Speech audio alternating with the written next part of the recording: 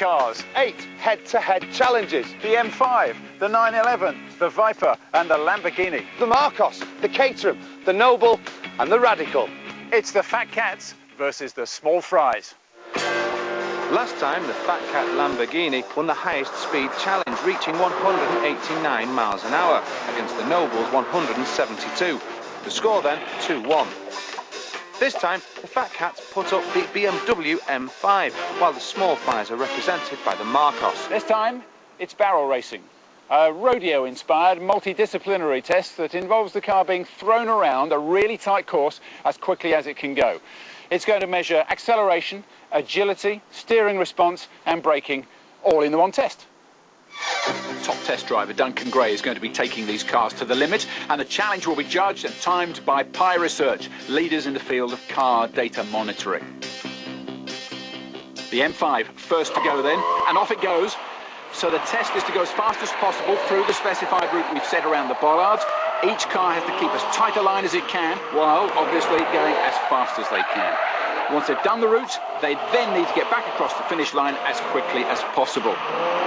And the BMW is looking pretty quick between these obstacles, but that big, heavy back end does seem to be causing the car to throw out quite wide as it goes round each bollard. Our driver Duncan is trying to keep as tight a line as he can and aiming to get a slingshot effect as he comes out of each turn to throw the car forward into the next obstacle.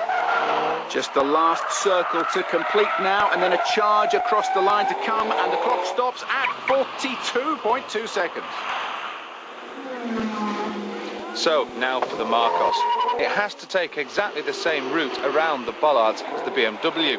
It does have a bit less pickup than the Beamer, but it is of course a much lighter car. Less back-end weight means it does seem to be taking a tighter line around the obstacles. It's a beautifully balanced car, this, as it has to be if it's going to take to the racetrack.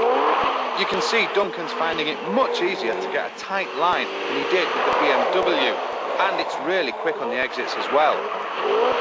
This looks like a super quick time for the MARCOS, just the last one to go around now, and it's way up on the clock, and here it comes, crossing the line in an amazing 39.75 seconds. The MARCOS wins.